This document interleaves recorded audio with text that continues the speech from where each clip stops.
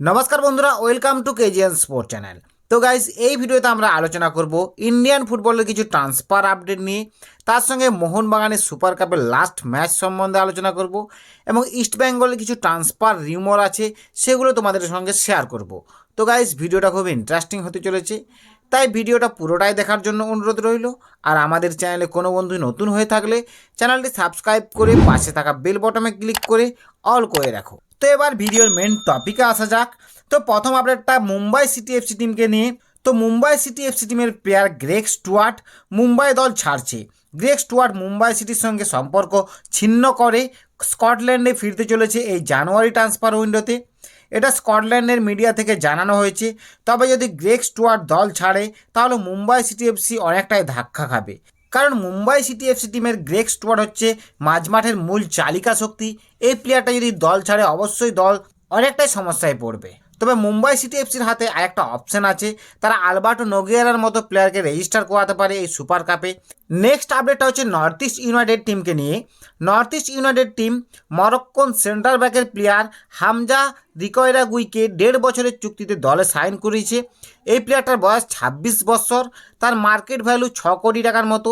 এই প্লেয়ারটা ডিফেন্সিভ মিডফিল্ডারেও খেলতে পারে এবং সেন্ট্রাল ব্যাকেও খেলতে পারে, দারুণ একটা প্লেয়ার। তাছাড়াও নর্থ ইস্টের আরেকটা আপডেট আছে, নর্থ ইস্ট ইউনাইটেড টিম ছেড়েছেন এপসন বেলো। অবশ্যই সেভাবে তিনি পারফরমেন্স করতে পারেনি নর্থ ইস্ট টিমের হয়ে এই আইএসএলে, তাই তাকে North east United team thank you জানিয়ে দিয়েছে।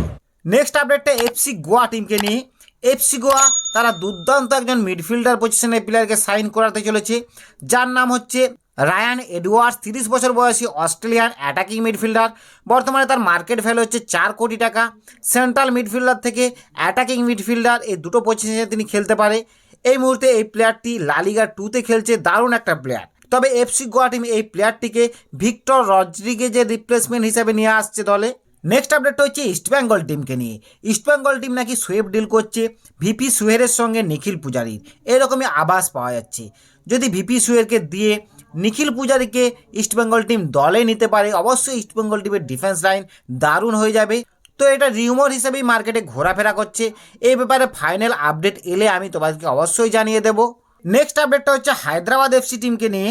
হায়দ্রাবাদ দল ছাড়লেন ভিঘ্নেশ দক্ষিণামূর্তি, তিনি উড়িষ্যা টিমে জয়েন করলেন। সার্জিও লোবেরার পছন্দের প্লেয়ার অবশ্যই সার্জিও লোবেরা, তাই ভিঘ্নেশ দক্ষিণামূর্তিকে উড়িষ্যা টিমে সাইন করিয়ে ফেলেছেন। নেক্সট আপডেটটা মোহনবাগান টিমকে নিয়ে। কালকে শ্রীনিধি রেখানের বিরুদ্ধে মোহনবাগানের ম্যাচ ছিল, সেই ম্যাচ মোহনবাগান টিম 2-1 গোলে জিতেছে।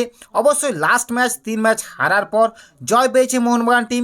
ক্রিফেট মিরান্ডো রানারে দারুণ ফুটবল খেললো মোহনবাগান টিম। মোহনবাগান টিমের ইয়াং প্লেয়াররা দারুণ ফুটবল খেলেছে, স্পেশালি অভিষেক সূর্যবংশী এবং রাজ বাসফোড়ে এবং কিয়ান নার্সারি, এই 3টে প্লেয়ার দারুণ ফুটবল খেলেছে।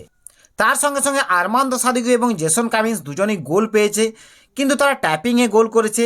তাদের পারফরমেন্স সেভাবে চোখে পড়ার মতো ছিল না, তাও ম্যাচটায় গোল পেয়েছে অবশ্যই দুটো। কিন্তু হুগো বিমোস দারুণ ফুটবল খেলেছে, কারণ তিনি ওয়ার্কলোড নিয়ে পুরো ম্যাচটাই খেলেছেন, অবশ্যই ভালো ফুটবল খেলেছে। তার সঙ্গে সঙ্গে সিডিএম পজিশনে মোহনবাগানের দিমিত্রি পেট্রাডস দারুণ স্টার্ট করেছে।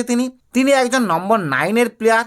অবশ্যই তিনি অ্যাটাকিং মিডফিল্ডারে খেলতে পারে, অবশ্যই তিনি উইংয়েও খেলতে পারে, কিন্তু এবার নতুন করে তাকে সিডিএম পজিশনে খেলানো হয়েছে এবং সিডিএম পজিশনে তিনি দারুণ পারফরমেন্স করেছে। তাই মোহনবাগান টিমের সবচেয়ে নির্ভরযোগ্য প্লেয়ার হচ্ছে এই দিমিত্রি পেট্রাডস।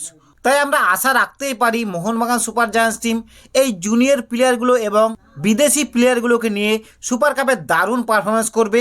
তো গাইস, এই আপডেটগুলোই তোমাদেরকে দেওয়ার ছিল, সেই আপডেটগুলো তোমাদেরকে জানিয়ে দিলাম। আশা করি তোমাদের ভিডিওটা ভালো লেগেছে। আর যদি ভিডিও ভালো লাগে তাহলে লাইক এবং শেয়ার করে দাও। আর আমাদের চ্যানেলে কোনো বন্ধু নতুন হয়ে থাকলে চ্যানেলটি সাবস্ক্রাইব করে পাশে থাকা বেল বটনে ক্লিক করে অল করে রাখো। তো এবার আসি বন্ধুরা, বাই বাই।